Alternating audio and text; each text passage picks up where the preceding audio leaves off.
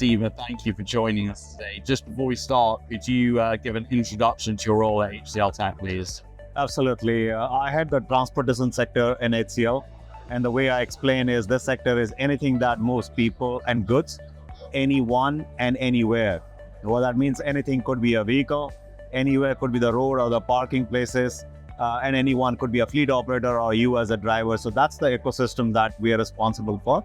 And the services that we take to this market are engineering and digital offerings, primarily focused more on the technology side.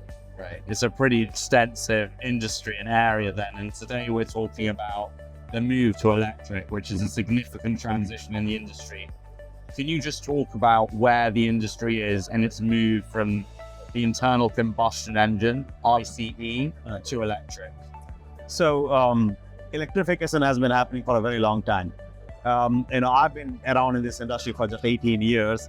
But if you look at the 130 years of its existence, I'm talking about the automotive industry or more, I don't think there has ever been a disruption the way it's going through today. Maybe the first time I did was coming up with mobility, the automotive for automobiles by itself.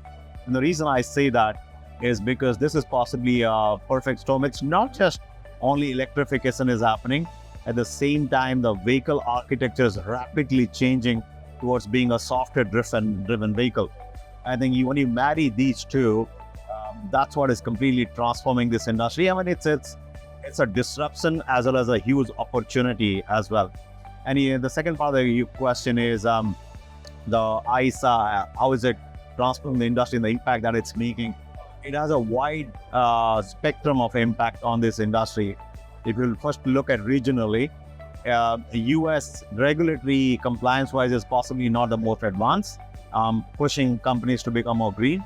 But at the same time, Tesla, because of Tesla, they have taken a huge lead in electrification from automotive point of view.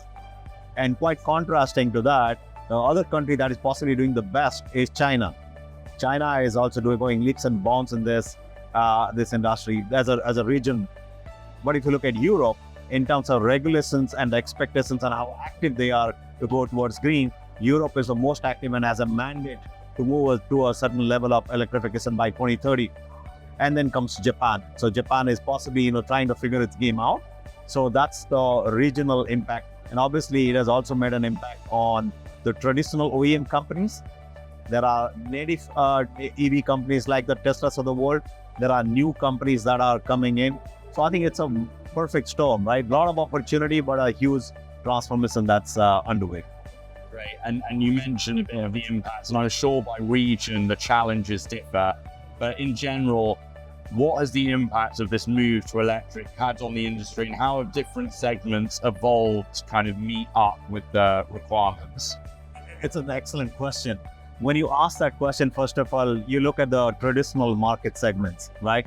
Everybody thought of an automotive company, you have an OEM, and right around the OEM, you have all these suppliers that would open a shop. They would develop their technology, be closer to the OEM, like we are here in Gothenburg today, and Volvo cluster is here. You see a bunch of companies that provide those components to them. And that's pretty much what the industry was. Maybe there was a tier two, and then you have the materials that would come into the automotive industry.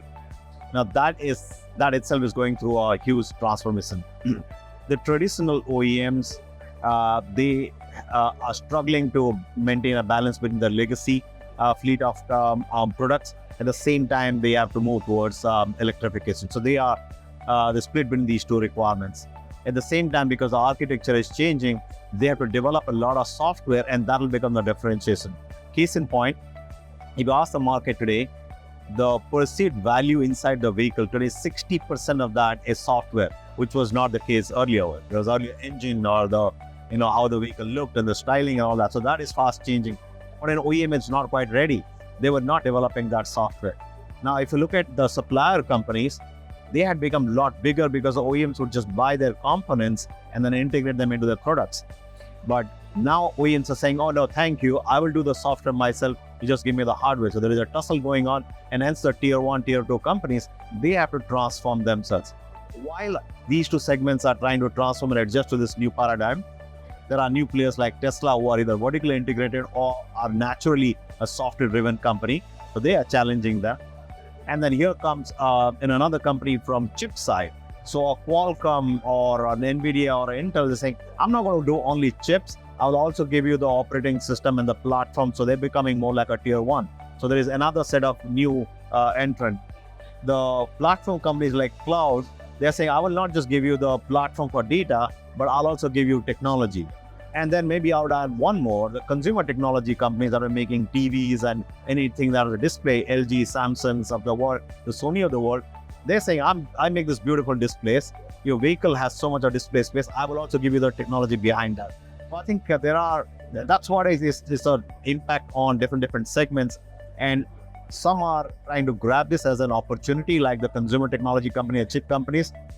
But definitely it's challenging how OEMs and the traditional tier ones behave and respond to this market.